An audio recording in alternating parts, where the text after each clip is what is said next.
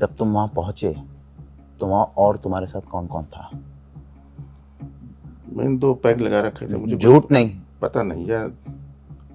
अब हाँ, माली था ना? माली था। गार्ड भी था ना? गार्ड शायद था, पता नहीं।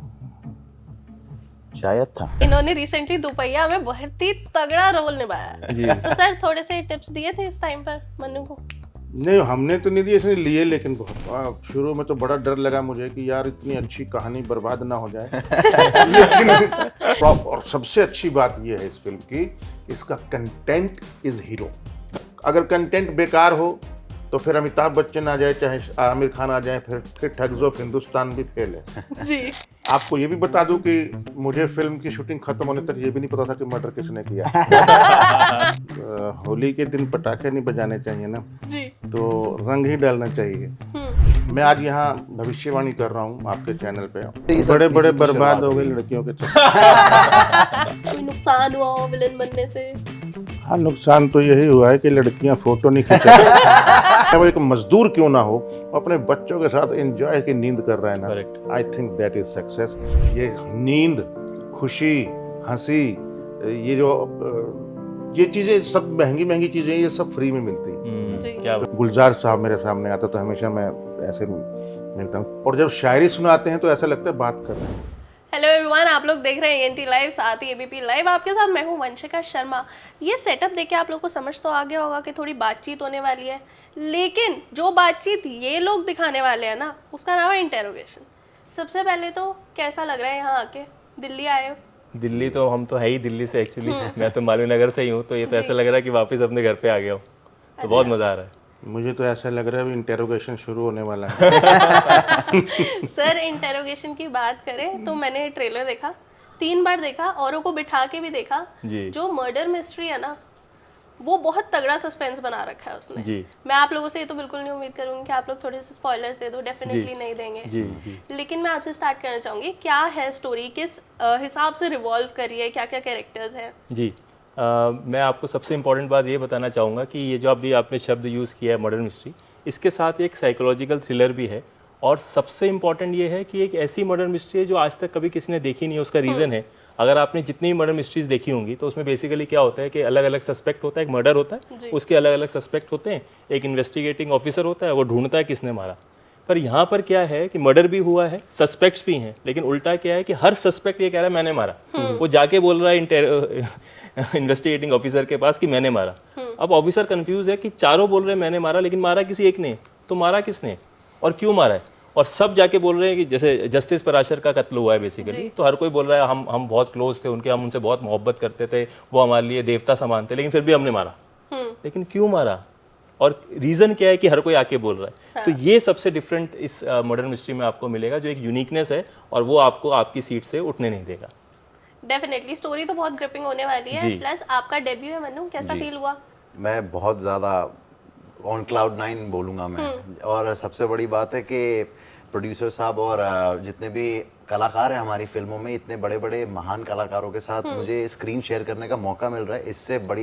इससे बड़ी सौभाग्य की बात मेरे लिए कुछ नहीं हो सकती। और खेलने भी बहुत मज़ा आया, क्योंकि मैं भी अपने आप को एक अभिनेता ही मानता हूँ। मैं स्टार वार वो तो दुनिया बनाती है, पर जी बिल्कुल एक्टिंग सिर्फ वही। और इतने अच्छे अच्छे कलाकारों के साथ आप जब खेल रहे हो तो हर चीज़ शुरुआत में थोड़ा मुश्किल था, क्योंकि एक नर्वसनेस रहती है, एक एंग्जाइटी थोड़ी सी रहती है आपको, क्योंकि हमेशा सोचते रहते हो आपको किस तरीके से लोग आपको एक्सेप्ट करेंगे, लेंगे। बट मैं वो माइंड मैंने अपना स्विच ऑफ करके मैंने सिर्फ अपने कैरेक्टर पे ध्यान दिया और सर के साथ और बाकी किरदारों के साथ खेलता रहा। ठीक है यशपाल से, जो मैं देख रही हूँ ना इस टाइम पर, कॉमेडी के जो गुरु हम लोग मानते हैं बॉलीवुड में जो है, वो एक साथ दिख रहे हैं हमें। राजपाल जी भी हैं, आप भी हो, आपका कॉमिक टाइमिंग की तो जवाब नहीं है। तो यहाँ पर हमें ये मर्डर मिस्ट्री, थ्रिल, सस्पेंस के साथ थोड़ा सा मिलेगा। थोड़ा सा कॉमेडी वाला एंगल भी दिखेगा यहाँ पर। नहीं, जहाँ ज़रूरत होती है वहीं। अब होली के दिन पटाखे नहीं बजाने चाहिए ना जी, तो रंग ही डालना चाहिए। तो ऐसा ही है कि दिवाली पे रंग नहीं डालो। और इसमें जहाँ कॉमेडी के ना चांसेस थोड़े से कम हैं, ह्यूमर है, लाइट ह्यूमर है, और वो भी इसके करेक्टर में, क्योंकि ये इन्वेस्टिगेशन कर रहा है, तो उसको इंटरेस्टिंग तरीके से कैसे बनाया जा सकता है, टॉन्ट मार करके, उसकी पुरानी चीज़ों को, रग को छेड़ करके, उसकी कमज़ोरी को वो करके, बहुत सारे तरीके अपना करके। और क्योंकि इसकी पहली फिल्म थी तो शुरू में तो बड़ा डर लगा मुझे कि यार इतनी अच्छी कहानी बर्बाद ना हो जाए लेकिन भाई ने तो ऐसा काम कर दिया, इतना इतना हार्ड वर्क किया कि रियली हमको, राजपाल और हम बात करते थे गिरीश कि यार इससे सीखना चाहिए, क्योंकि बहुत सारे लोग, मैंने सबके साथ काम किया है जी। सब, मतलब नए कलाकारों, स्टार पुत्र, प्रोड्यूसर का बेटा, डायरेक्टर का बेटा, सबके साथ काम किया है मैंने, लेकिन फर्स्ट फिल्म में इतनी जो लेवल है, इतना जो एक्टिंग का या टैलेंट का या क्रिएटिविटी का, वो मैं फर्स्ट टाइम देख रहा हूँ। और सबसे अच्छी बात ये है इस फिल्म की, इसका कंटेंट इज हीरो। कहानी जो है इसमें, अगर कंटेंट बेकार हो तो फिर अमिताभ बच्चन आ जाए, चाहे आमिर खान आ जाए, फिर ठग ऑफ हिंदुस्तान भी फेल है जी। और अगर कंटेंट अच्छा है तो फिर तो सत्या भी चलेगी और वो भी चलेगी, भेजा फ्राई भी चलेगी, बिल्कुल, और लापता लेडीज भी चलेगी। Content is hero. आजकल ओटीटी और सिनेमा का जो असली सिनेमा है, जैसे केरला का सिनेमा, मलयालम सिनेमा है, जैसे ये उस टाइप की फिल्म है जो और मैं आपको गारंटी से लिख के देता हूँ, इस फिल्म की साउथ में भी और हॉलीवुड में भी कॉपी जरूर होने वाली है क्योंकि ये अगर आप ट्रेलर से भी देखेंगे तो आपको पता लग जाएगा कि इसका लेवल क्या है। ठीक है। एक कम कैरेक्टर्स के अंदर हाउ टू एक बांध के चलना, ग्रिपिंग कसाव के साथ, ग्रिपिंग स्टोरी। जैसे अभी स्टोरी टेलिंग की बात करी, राइटिंग की बात करी, आज के टाइम में ना हम ये चीज को लेके शायद प्रिपेयर हो गए हैं कि आज के टाइम में ऑडियंस बेवकूफ नहीं है, उन्हें अच्छा ही कंटेंट देखना है। अगर आप उनके सामने कुछ भी लाके दे दोगे ना कि नहीं यार इस मूवी में तो ये बड़ा एक्टर है, लेकिन मूवी बेकार है, तो वो बेकार ही बोलेंगे। बिल्कुल। इसमें एक चीज़ मैं ऐड करना चाहूँगा, आज आप देखेंगे यंगस्टर्स जितने भी हैं 10-10 सेकंड की रील्स बनती है जी। पेशेंस लेवल एकदम कम हो चुका है लोगों का, मतलब उन फटाक से रील्स वो भी चेंज करते हैं। तो इसलिए हम आज जितने फिल्म मेकर से और ज़्यादा सतर्क हो गए हैं कि हमें ऐसी स्टोरीज बनानी है कि 10 सेकंड छोड़िए 5 सेकंड भी इंसान हिल ना पाए, तो वो पूरी फिल्म देखेगा आपकी। तो वो जो चैलेंज जब आपके साथ आता है ना, तो आप और ज़्यादा निखरते हो, आप और मेहनत करते हो। तो हमने भी इसी फिल्म में यही कोशिश की है कि हम इतनी ग्रिपिंग स्टोरी बनाएं कि किसी को मतलब सांस लेने की फुर्सत ना मिले बेसिकली। तो वो आपको देखने को मिलेगा इंटेरोगेशन में। ठीक है। मनु पहली फिल्म है और पहली फिल्म में ही कॉप, मतलब हम जिसको भी बॉलीवुड से बहुत ज़्यादा प्यार है ना, उसे ये ज़रूर पता है कि जब भी बॉलीवुड फिल्मों में कॉप का किरदार आ जाता है ना, तो वो थोड़ा अलग ही हो जाता है। भले ही हम दबंग की बात करें, हम किसी भी मूवी को देख ले, जयदीप की बात करें, जयदीप को भी हम लोग जो एकदम आई स्ट्रक वाला मोमेंट है ना, वो वही होता है जहाँ पर जयदीप हाथीराम बना होता है जी।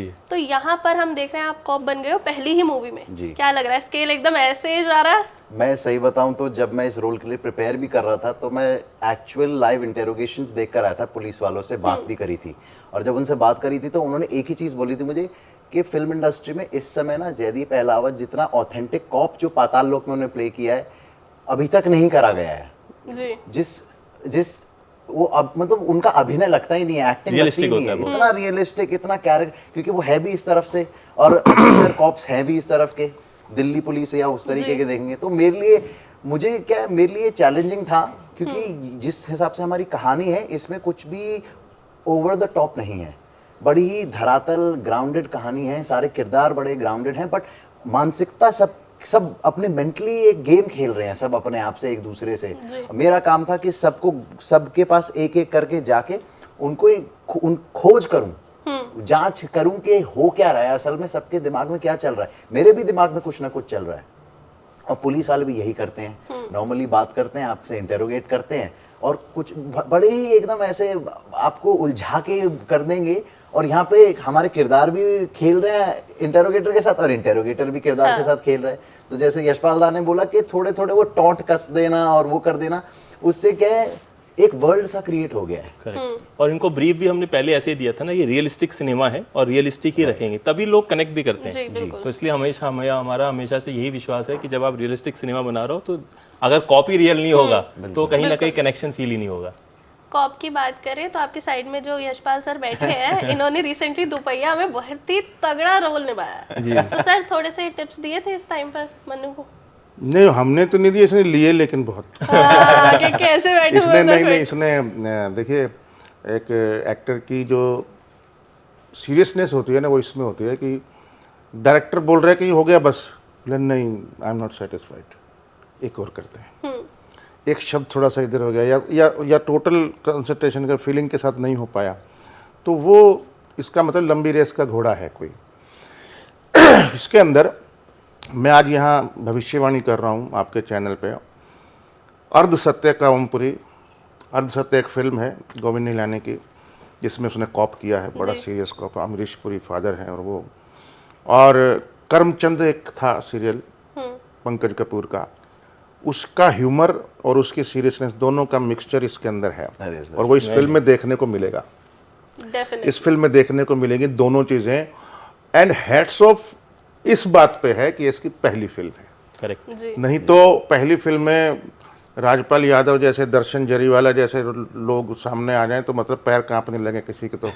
लेकिन इस बंदे से हमने इतना सीखा है कि इसलिए ये नहीं कि ये बैठा इसलिए बोल रहा हूँ मैं, क्योंकि बहुत बार इंटरव्यू भी हो चुके हैं, बहुत सारी फिल्में भी कर चुका हूँ, नए लोगों के साथ भी कर चुका हूँ, लोगों के साथ, लेकिन रियली दिल से जो आवाज़ निकल रही है, और रियली जो पहली बार स्क्रिप्ट पढ़ करके जो इन्होंने, जब आए थे घर पे, तो पहली बार स्क्रिप्ट पढ़ करके जो मुझे फीलिंग हुई थी, करेक्ट। वो अभी भी मेरे रोंगटे खड़े हो रहे हैं उसको सुन करके कि कैसी बनी होगी।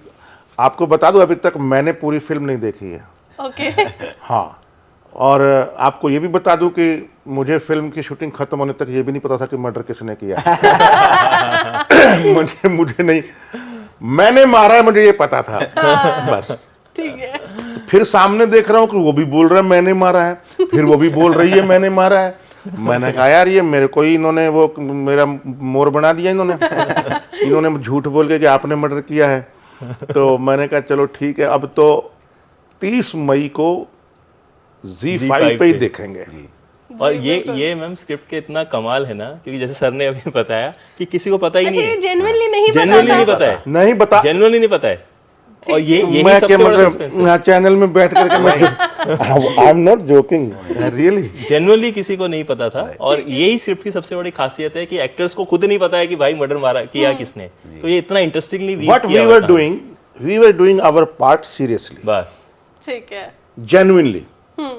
अब वो बर्ड्स आई व्यू से क्या दिखेगा वो फिल्म देख के पता चलेगा। तो वो जो क्यूरियोसिटी है ना, आप सोच सकते हैं ना किस तरीके से जनरेट होगी। मैं और ज्यादा क्यूरियस होती जा रही हूँ ये सब सुन के कि अब तो मेरे को भी वेट है करेक्ट कि कैसे ये मूवी आएगी और उसके बाद क्या ट्विस्ट एंड टर्न होने वाला है। करेक्ट। इवन जो मनु का काम सर ने जो बताया आपको, कितना मेहनत और कितना डेडिकेशन के साथ किया। इवन इसके सिलेक्शन की तो और इंटरेस्टिंग कहानी है कि हम एक्चुअली ऑडिशंस कर रहे थे, तो मैंने काफ़ी नए लोगों के साथ काम किया अपनी लाइफ में हमेशा। तो इसमें भी हम एक नया चेहरा ढूंढ रहे थे, तो हमने दिल्ली, हिमाचल सब जगह ऑडिशंस किए, 1.5-2 महीने ऑडिशंस किए, लेकिन कोई चेहरा मिल नहीं रहा था। तो एक दिन लकीली मैं ओल्ड महारा में मुंबई में ही ऑडिशंस कर रहे थे, और ये आया मूछे लगा के, नकली मूछे, अच्छा, okay. ठीक है। तो मेरी नज़र पड़ गई इस पे, तो मैंने कहा भाई जरा तुम साइड में आओ, जरा ऑडिशन करते हैं हम। तो इनको लाइंस दी, तो इनको लगा कोई फेक ऑडिशन चल रहा है, मुंबई में चलते रहते, ये भी ऐसे चल रहे हो। तो ये वैसे ही फ्रस्ट्रेटेड था कि बहुत सालों से स्ट्रगल कर रहा था, तो इसने ऐसे ही फ्रस्ट्रेशन में ऑडिशन कर दिया। तो जैसे ही मैंने इसको देखा, मैंने कहा किस बात का फ्रस्ट्रेशन है भाई, काहे परेशान हो? तो इसने कहा सर मैं समझा नहीं।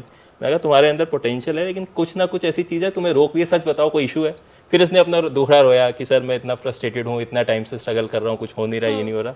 तो मैंने उससे बोला एक बार आप मुझे गूगल करो और आप दिल से ऑडिशन करो, आपको समझ में आएगा बहुत सीरियस ऑडिशन है, क्योंकि आपका लुक भी मैच हो रहा है और आपके अंदर वो इंटेंसिटी भी दिख रही है। तो आप मानेंगे नहीं, 1-2 घंटे के अंदर ही इसने जो ऑडिशन दिया, और पहला जो दिया और बाद का जो दिया, वो ज़मीन आसमान का फ़र्क था। मतलब मेरे रोंगटे खड़े हो गए कि यार ऐसा भी एक्टर है। तो इस लेवल पे इसने परफॉर्मेंस में मेहनत की, और वहाँ से फिर तो हमारी सीरीज चलती गई, मतलब हमारे ऑडिशन चलते गए, और आज आपके सामने मनु सिंह हमारे। एक्चुअली ये कोई और ऑडिशन दे के आ रहा था, मूछें लगानी थी वहाँ, तो अभी ये यहाँ फंस गया, यहाँ भी बेमन से आया था, एक्सीडेंटली आ गया। शूटिंग के दौरान किसे सुने ना काफी। तो इस फिल्म की जो कहानी है उससे पूरी पीछे की कहानी और ज्यादा इंटरेस्टिंग है बेसिकली। ठीक है। अच्छा मनु, इतनी ज्यादा तारीफ सुनने को मिल रही है इस टाइम पर, डेब्यू है, सब लोग इतना ज़्यादा अप्रिशिएट कर रहे हैं, मतलब मेरे को लग रहा है कि पहली मूवी नहीं हो सकती उस हिसाब से। तो पहले एक्टिंग का कीड़ा कब काटा था? मैं कुछ 3 या 5 साल का था और मैं स्टेज पे मंच पे जैसे स्कूल में फैंसी ड्रेस कॉम्पिटिशन्स होते हैं तो बच्चों को अपनी उनकी माएँ तैयार करके भेज देती हैं मंच पर।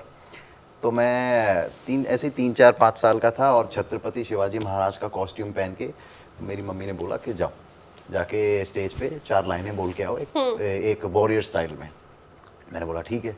मैं तैयार वैयार होके गया, स्टेज बैक स्टेज खड़ा हूँ और मैं लाइनें अपनी याद करने की कोशिश कर रहा हूँ और उसी वक्त ये मैंने सर को भी स्टोरी बताई थी, उसी वक्त एक छोटी सी प्रिंसेस टाइप एक लड़की अपनी मम्मी की गोदी में जा रही थी और उसको मैं घूरता रह गया और जैसे ही घूरते घूरते अपनी लाइनें भूल गया और वो पीछे से मेरा नाम बोलने लगे, अरे मनु सिंह आओ जल्दी, मनु सिंह आओ। फिर मैं गया स्टेज पे, भागा दौड़ा, पहुंचा वहाँ पे सब सन्नाटा, सारी भीड़ सामने खड़ी हुई है और मैं चुप, मुझे कुछ याद ही नहीं कि मैं क्या बोलूँ।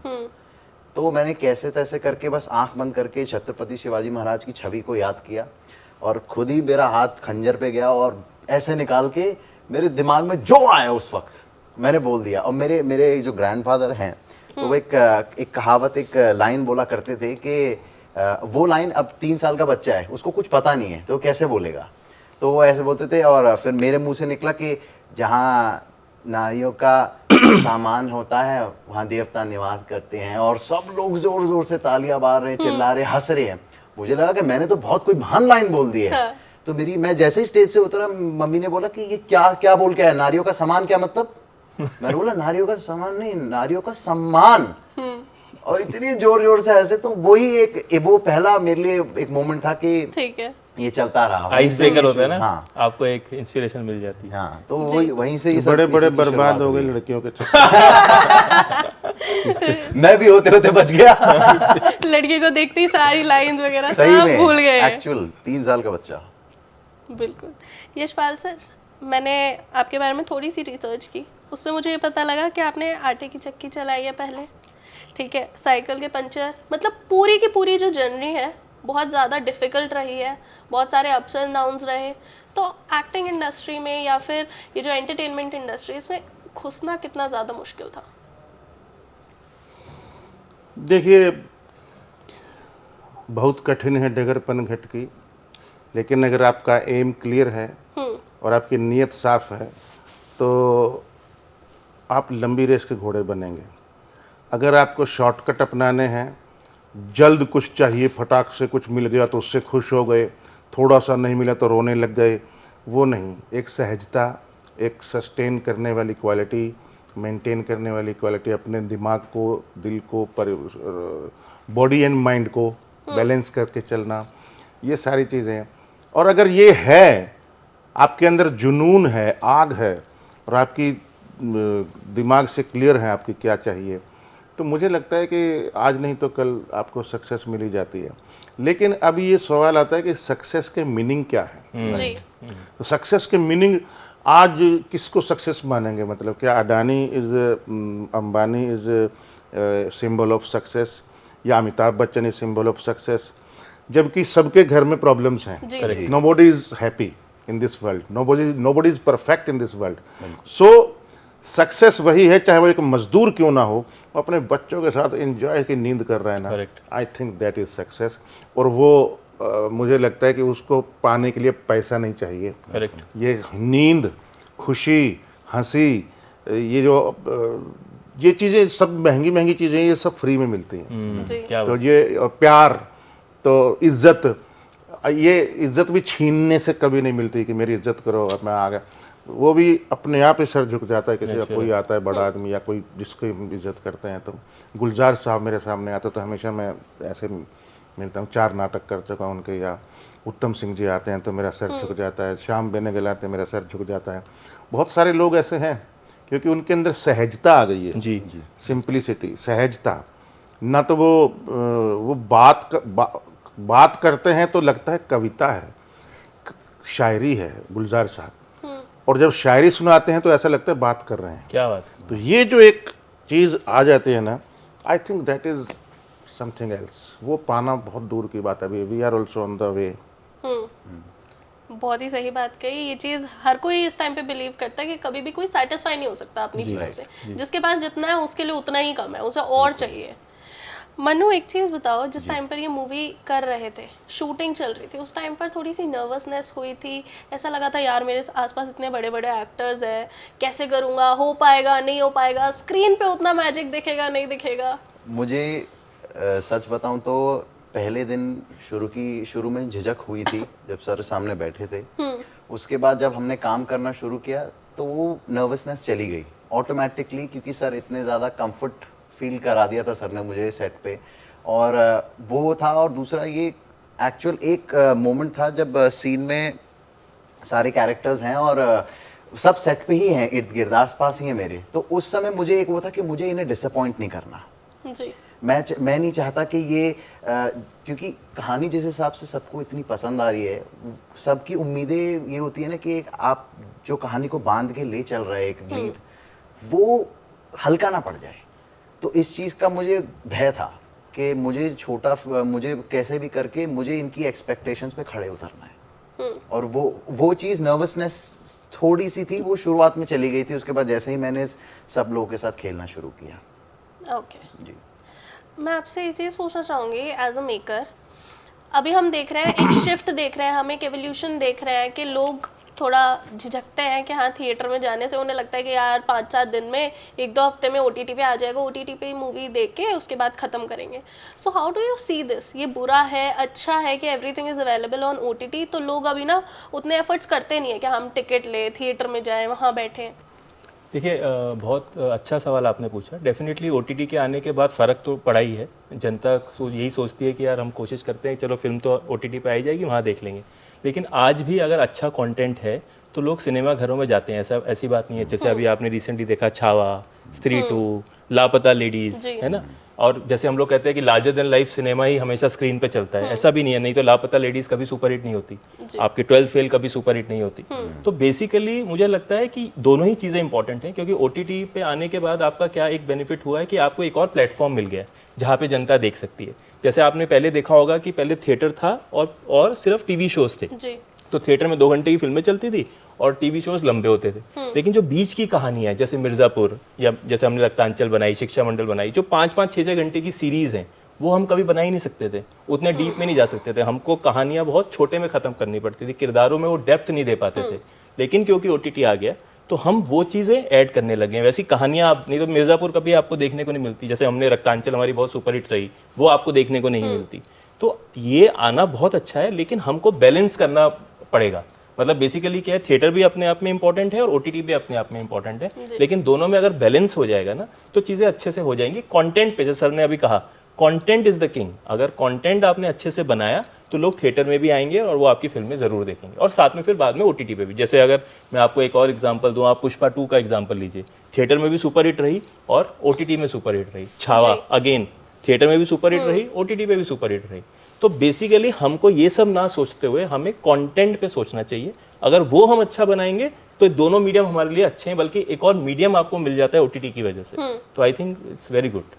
ठीक है यशपाल सर, आपने काफ़ी ऐसे आइकॉनिक कैरेक्टर्स किए जिससे हम हंसे, किसी से इमोशनल हुए, किसी से हल्का सा हमें ये लगा कि यार ये तो थोड़ा सा अलग है, ये थोड़ा ट्विस्टेड सा कैरेक्टर है।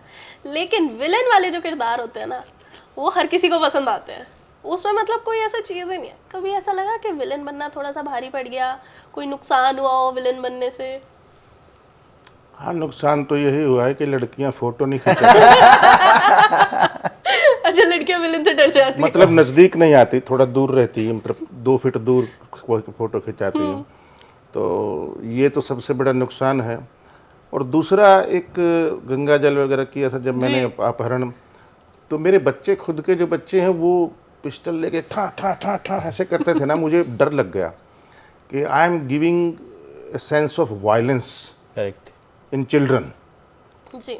तो I tried my best after that कि मैं वायलेंट फिल्म में या वायलेंस जिसके अंदर हो, या कम से कम फिल्म में हो तो हो, लेकिन मैं ना हो, मेरे साथ ना हो। तो मैंने बहुत कम किया उसमें, क्योंकि हमको सिनेमा वही बनाना चाहिए जो या तो फैंटेसी हो बच्चों की, जैसे वो कौन सा है कूची वाला जो हैरी पॉटर, हाँ, जी।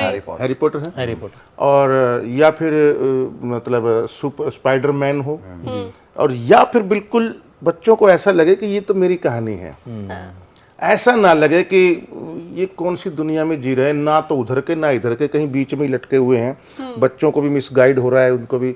तो as a film maker we should be responsible for that, because कितनी गालियाँ ठूसनी है, कितना सेक्स ठूसना है, कितना वायलेंस ठूसना है। तो विलेन करना बहुत अच्छी बात है, क्योंकि बगैर बुराई के अच्छाई हीरो का कोई मतलब ही नहीं है। जी बिल्कुल। हीरो को जब तक टक्कर नहीं मिलेगी कुछ मतलब नहीं है। ये रामायण का कॉन्सेप्ट है मैक्सिमम फिल्मों में ज़्यादातर, बुराई पर अच्छाई की जीत।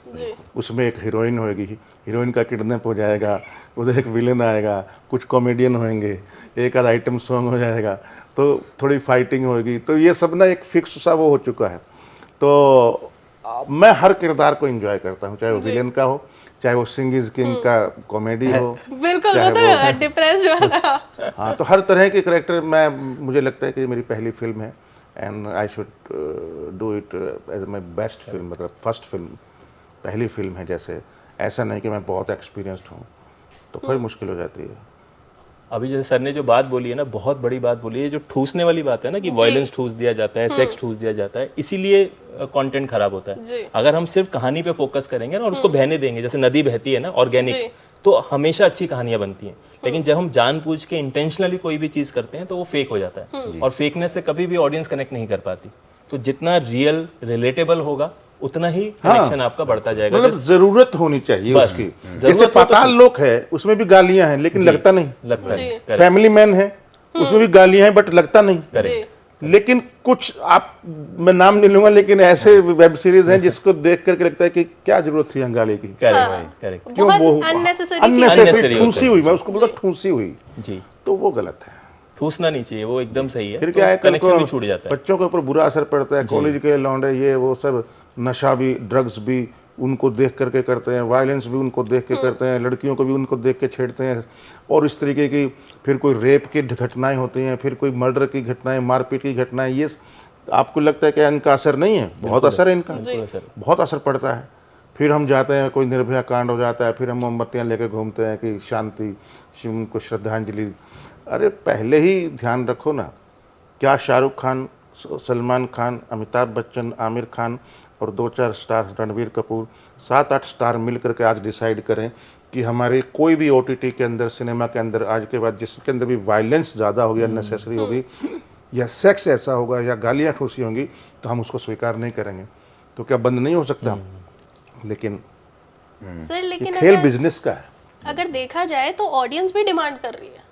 मैं वही बोल रहा हूँ, ऑडियंस को क्या चाहिए, मैं वो क्यों बनाऊं, मैं क्या देना चाहता हूं, मुझे ऑडियंस का टेस्ट की चेंज कैसे कर सकता हूं। मेरी फिल्म दादा लक्ष्मी उसी पे ही है, जी। ना हीरोइन है, ना हरियाणा में कॉमेडी बहुत है, ना चर्चा ये है वो है, कोई कुछ जो सारे ढर्रे होते हैं ना हिट होने के, कुछ भी नहीं है, लेकिन फिर भी हिट है। तो क्योंकि आपने कहानी पे फोकस किया। हाँ, मतलब आपकी मेंटलिटी क्या है, आपका पर्सनैलिटी क्या है, आप क्या देना चाहते हैं, करेक्ट, वो बहुत जरूरी है। करेक्ट, और उसके अंदर कुछ तो होना चाहिए, करेक्ट, एंटरटेन के लिए कुछ तो होना चाहिए। जैसे हमारी फिल्म के अंदर आप ऐसे बैठे रहोगे, करेक्ट, मतलब पीछे बैठने का भी टाइम नहीं मिलेगा ऐसे, मतलब क्योंकि प्याज की परतों की तरह कहानी खुलती है, करेक्ट, उसमें सरप्राइजिंग एलिमेंट, अरे ये अरे इसने किया, अरे, तो मतलब क्या है कि बहुत सस्पेंस है और सरप्राइजिंग एलिमेंट है। मेरे ख्याल एक सिनेमा के अंदर यही सबसे बड़ी सबसे इम्पोर्टेंट चीज होती है कि आपका इंटरेस्ट बना रहे। करेक्ट। इवन आप फिल्म में देखेंगे भी तो जितने भी सस्पेक्ट्स हैं ना, सब बोल रहे हैं कि हम जस्टिस पराशर जिनका कत्ल हुआ उनसे बहुत मोहब्बत करते हैं, लेकिन फिर भी मार दिया। तो क्यों? ऐसे तो कभी कोई नहीं मारता ना। आपको कोई दुश्मनी होती है, नाराजगी होती है, तभी आप किसी को मारते हैं। तो ऐसा क्या है फिल्म के अंदर कि सब आके बोल रहे हैं हाँ मैंने मारा, लेकिन मैं बहुत प्यार करता था, लेकिन फिर भी मैंने मारा। तो इसके लिए आपको फिल्म देखनी पड़ेगी ZEE5 पे 30 मई को, इंटेरोगेशन। मैं चाहती हूँ थोड़ा सा ना हम सीरियस माहौल में आए, थोड़ा सा इंटेरोगेशन का थोड़ा सा ना हम देख ले, एक हल्का सा ट्विस्ट। तो मनु एक सीन क्रिएट करता है, अभी इंटरव्यू एंड हो रहा है बस। यशपाल सर है, इन्होंने एक ऐसा मर्डर कर दिया है, वहां पर तो उन्होंने कन्फेस कर दिया कि भाई मैंने किया। यहाँ पर ये मानने के लिए ही नहीं तैयार है। आप 2-3 क्वेश्चन से ज़्यादा मत लेना, लेकिन उनके माइंड के साथ ऐसा खेल के दिखाओ, because that is what interrogation is, right. और बिल्कुल कैरेक्टर वाली फील होनी चाहिए, सेम। ठीक है।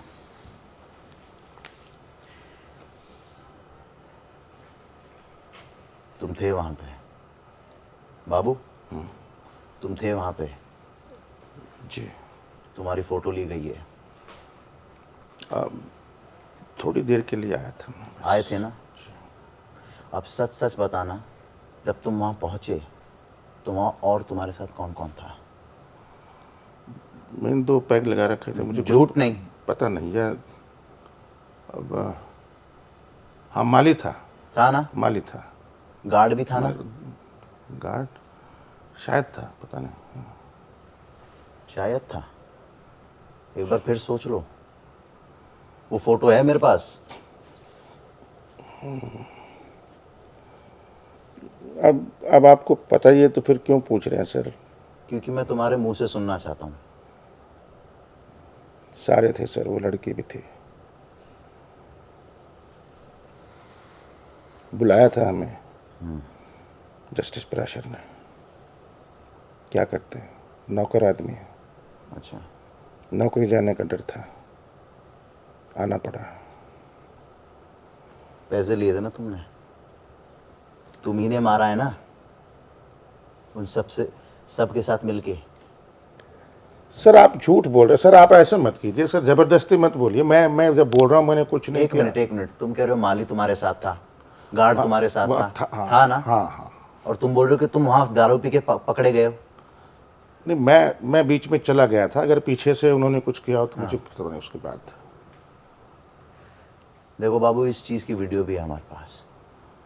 अगर कल को पकड़े जाओगे तो मैं तुम्हें बताता हूँ कैसे बचना है, समझे? कैसे? वो आप देखेंगे फिल्म में कैसे।